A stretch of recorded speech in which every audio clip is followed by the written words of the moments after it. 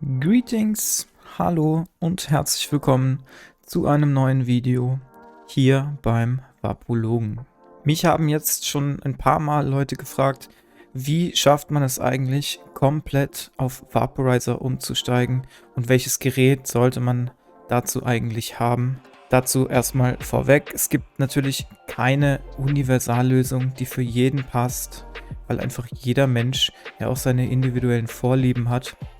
Und daher dachte ich mir, ich erzähle euch jetzt einfach mal meinen Weg zum kompletten Verzicht auf Verbrennung, denn ich nutze heutzutage ausschließlich Vaporizer für meinen Konsum. Ich war früher Raucher, aber eigentlich war das immer nur die Alternative zum Kiffen. Also ich habe immer Zigaretten geraucht, wenn ich gerade nicht kiffen konnte. Zum Beispiel, wenn ich in der Schule war oder wenn ich in der Arbeit war oder wenn ich noch Auto fahren musste, dann habe ich anstatt zu kiffen Zigaretten geraucht, weil ich ja noch nüchtern bleiben musste.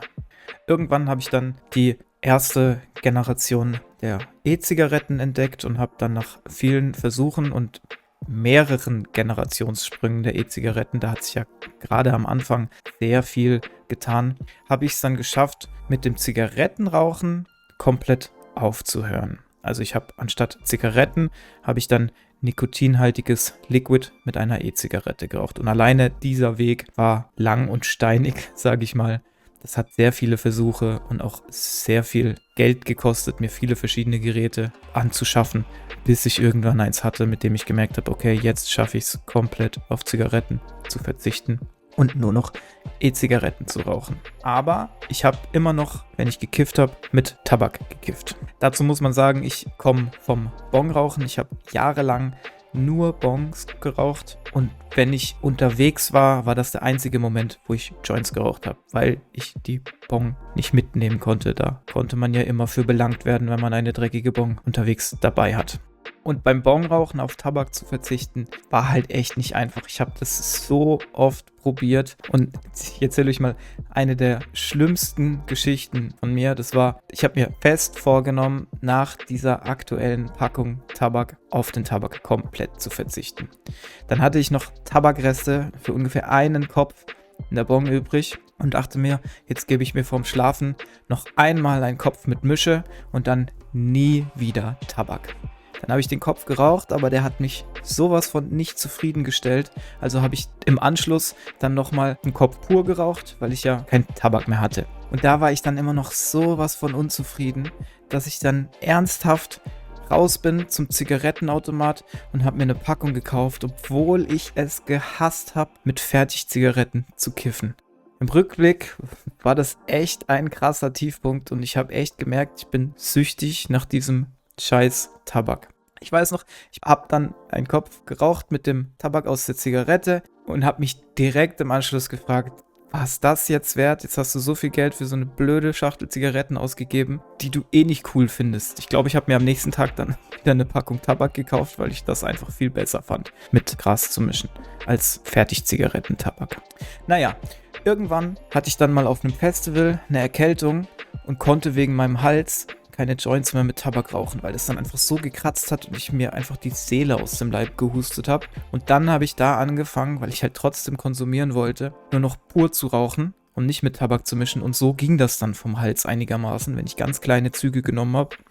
Und das war dann so meine Strategie über 3-4 Tage. Und dann habe ich aber einfach nie wieder angefangen, da Tabak reinzumischen. Ich habe mir einfach strikt gesagt, jetzt habe ich diesen kurzen Sprung geschafft und das ziehe ich jetzt durch. Da wurde ich dann anfangs von vielen Leuten noch ausgelacht, so von wegen, haha, du musst dein Joint ja alle 2 Minuten anzünden oder boah, das ist ja voll Stress, ich muss dir die ganze Zeit ein Feuerzeug in der Hand halten. Aber irgendwann haben die meisten meiner Freunde dann auch auf den Tabak verzichtet, weil sie einfach gemerkt haben, dass es viel cleaner auch ist von der Wirkweise. Und dann habe ich einfach jahrelang pur Gras geraucht und nicht mehr mit Tabak gemischt. Also ich habe E-Zigarette mit Nikotin geraucht und habe pur Gras im Joint oder in der Bong geraucht. Genau, hauptsächlich war das immer noch Bong, die ich geraucht habe. Und ich habe mir da dann aber auch schon immer gedacht, das wäre cool, wenn man da irgendwie noch einen Schritt weiter kommen würde. Und auch bei der E-Zigarette habe ich immer wieder versucht, von dem Nikotin wegzukommen. Ich habe sukzessive immer weniger Nikotin in meine E-Zigarette reingemacht und irgendwann habe ich es auch geschafft, komplett auf Nikotin zu verzichten. Dann habe ich ein paar Monate lang E-Zigarette ohne Nikotin geraucht und da ist mir dann auch aufgefallen, dass ich das auch schon gar nicht mehr gebraucht habe vom Kopf, weil ich mich gar nicht mehr dran erinnert habe. Beim Nikotin war es auch so, dass irgendwann der Gedanke kam, ah ja, jetzt mal wieder an der E-Zigarette ziehen. Aber als das Nikotin komplett weg war, habe ich gemerkt, dass ich das teilweise auch total vergessen habe. Aber da ich das Gras immer noch geraucht habe, habe ich gedacht, ich möchte da unbedingt gerne noch einen Schritt weiter gehen.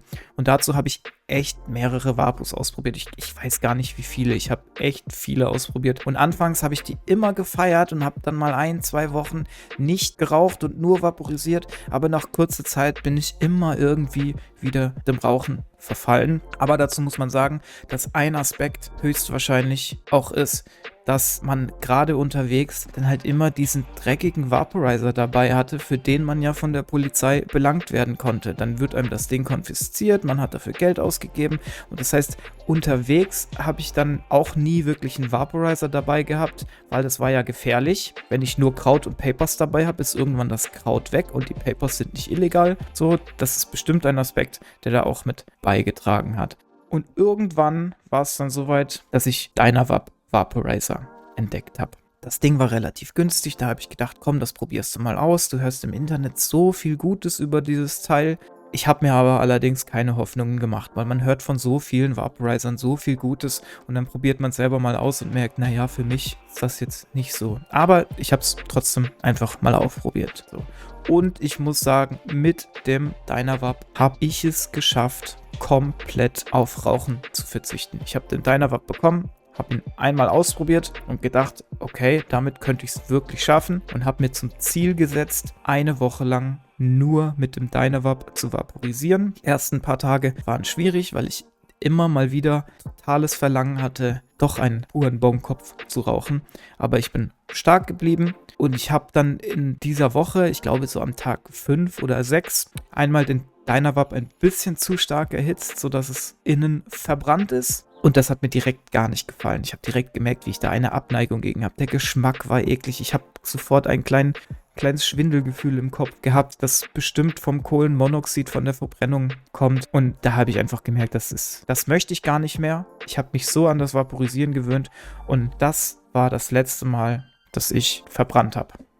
Wichtig ist dabei noch zu sagen, ich habe den Dynavap bekommen und wollte aber auch unbedingt aufhören. Ich glaube, das ist echt ganz wichtig, dass man unbedingt aufhören will und nicht, dass man diesen Gedanken hat, naja, ein Vaporizer ist ja viel besser und ein Vaporizer schmeckt ja viel cooler und macht ja viel mehr Stoned.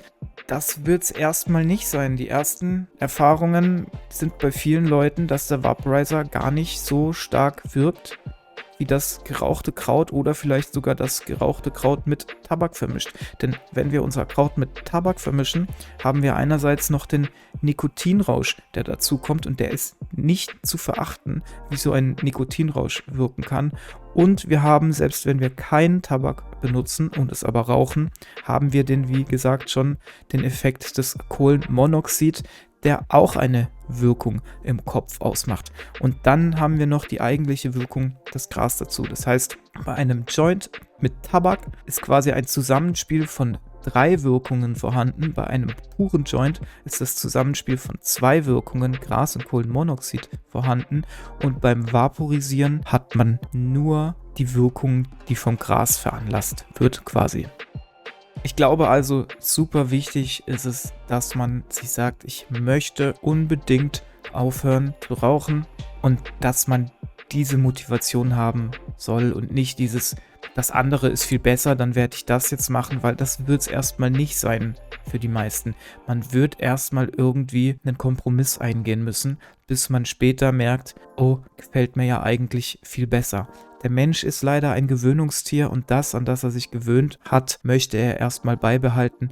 Deswegen sind Änderungen erstmal schwierig, aber das sagen ja auch sehr viele, in Anführungsstrichen, Motivationscoach, dass Veränderung im ersten Moment schwierig ist, aber wenn man diese Veränderung dann verinnerlicht hat, ist man froh, dass man es gemacht hat. Und genauso kann ich auch von meinem Wechsel auf Vaporizer reden.